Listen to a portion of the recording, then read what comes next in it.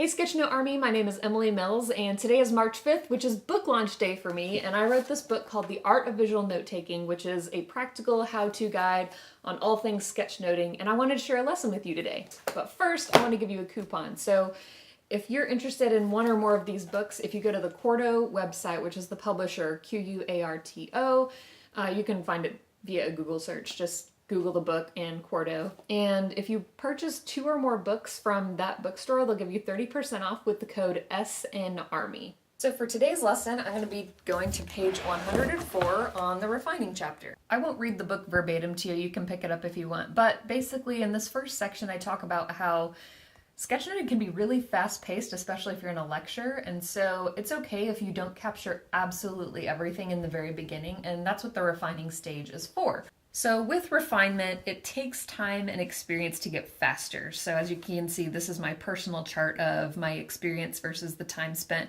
So when I first started out sketchnoting, it took me about an hour to refine, which is like basically going from black and white to color, portraits, extra pictures, fancy lettering.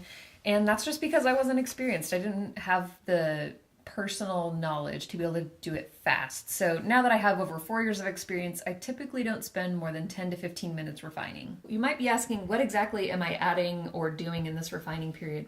Basically it's adding stuff that you didn't have time for in the moment. So this could be making words bigger or making larger lettering or adding double lines, making bold lettering, adding containers, pictures, shading, color. In this example, I actually added a portrait and I just mostly added color and shading.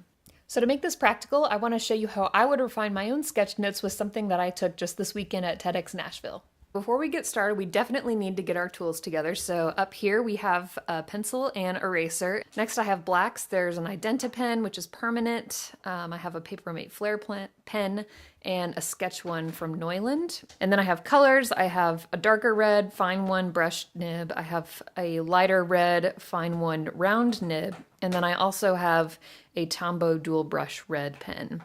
And then for grays, I have Tombow dual brush pens in a light and a dark. So now we're ready to get started. Here's the sketch note spread from TEDx Nashville this weekend that I want to refine. So I have one speaker, Kelly Goldsmith, on this side, and another speaker, Dan Gardner, on this side. I started to get the guiding shapes down. You can see how I haven't filled in the lines here.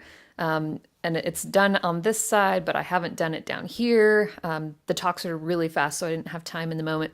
This one, kind of the same thing. You can tell that I started putting the guiding shapes in the background in here, but then I didn't really have time to finish out my pictures. Here's a shield that doesn't have any detail, and this is kind of a vague picture. It's actually a battery, but I haven't colored it in or added any labels yet, so you're not really sure what it is. So what I'm going to be doing is adding the TEDx logo and possibly a portrait at the top. I'm not sure if I'll have time for the portraits this time, but at least their names.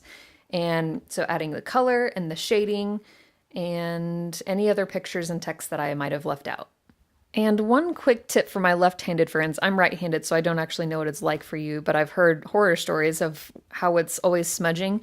So typically for refining, I will do top to bottom and left to right, just because that's how I write.